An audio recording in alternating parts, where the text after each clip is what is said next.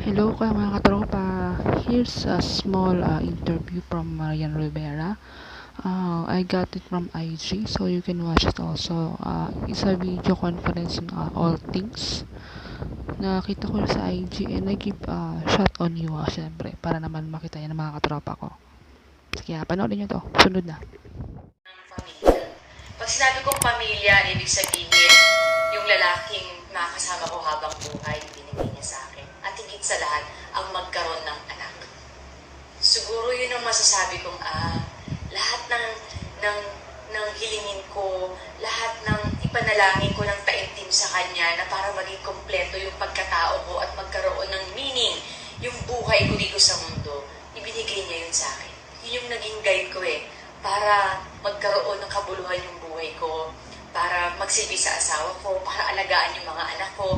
At sa tuwing nakikita ko yung pamilya na yun, masaya ako at sasabihin ko talagang parang wala akong hihilingin pa na ang sarap mabuhay na salamat sa pagkakataon na pinaranas niya sa akin na maging asawa at magkaroon ng mga anak. Sa tingin mo, bakit kanya binigyan ng pamilya? Sa tingin mo, bakit niya ibinigay ang iyong mga hiling?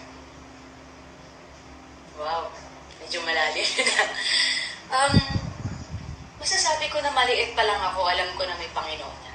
Kasi minulat din ako ng lola ng nanay ko na nandiyan ang Panginoon para sa akin. Kaya anong mangyari, lalo na kapag yung pananampalataya mo sa Kanya matibay, hindi Kanya pababayaan. At yun ang isa sa pinaka-pinangahawakan ko talaga na mentras naniniwala ka, mentras yung pananaw mo at pananampalataya mo sa Kanya ay matibay at buo, hindi Kanya bibitawan. Sa tingin mo ba kilala mo na siya? Kilalang-kilala siguro, oo, pero naniniwala ko mas kilalang-kilala niya ako. Alam niya, kahit hindi ko, alam mo yun parang, minsan pupunta lang ako sa chapel, titingnan ko lang siya, sabi ko lang, salamat po. Parang alam ko na kahit hindi ko bigkasin yung mga salita na gusto ko o nahihirapan ako o masaya ako, alam kong alam na alam niya. Ngayon na isa kang nanay, di ba? Isa kang businesswoman, may influensya ka sa television, lalo-lalo sa social media. Paano mo pinapangalagaan yung relationship mo sa kanya araw-araw? Araw-araw, hindi ako nakakalimot na makipag-communicate sa kanya.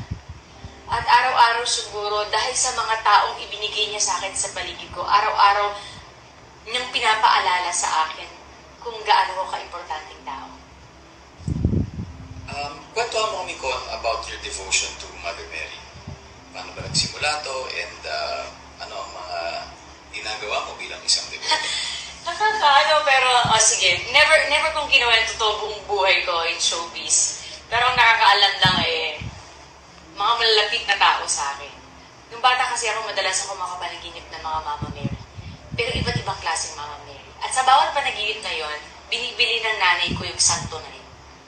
So parang feeling ko, sabi ko, ay ito ba ay calling? Ano bang ibig sabihin ko? May mga pagkakataon nga, tinanong ko pa yung lola ko na, masama ba ako? Kasi bakit nagpapakita sa panaginip ko? Bakit kinakausap ako sa panaginip ko? So simula na parang lalong tumibay na, talagang iba pala. Parang wala andun talaga siya sa puso ko na hanggang lumaki ako talaga, nandun talaga. Mama Mary, Padre Pio, Papa God, actually lahat naman sila. Lahat naman sila. Ano ang mga napuntahan mo na shrine ni Blessed Virgin Mary? Dami. Lalo na kapag nag-regional kami sa GMA kasi may mga pinupunta kami mga probinsya So, kasi to it na every time na pupunta ako sa probinsya na yun, makakapunta ako sa kahit anong simbahan nila. Pero siguro pinaka-ultimate dun is yung Fatima talaga. Anong naging experience mo nung nakapunta ka doon? Mababaw kasi ang luha ko Maramdamin kasi ako. So, masarap yung pakiramdam lalo na kapag pumupunta ka doon, ini-explain sa'yo na nandito si Mama Mary, ito yung nangyari sa kanya. Tropa, sana na-enjoy nyo yung mga pwedeng malaman mo about kay Marian Rivera. So, may sumugot na siya sa mga interviews, no? And, sana nagustuhan nyo yung video. And, like naman dyan. And, comment. Kung gusto mo yung video ko, you can subscribe. Okay? Thank you and good night.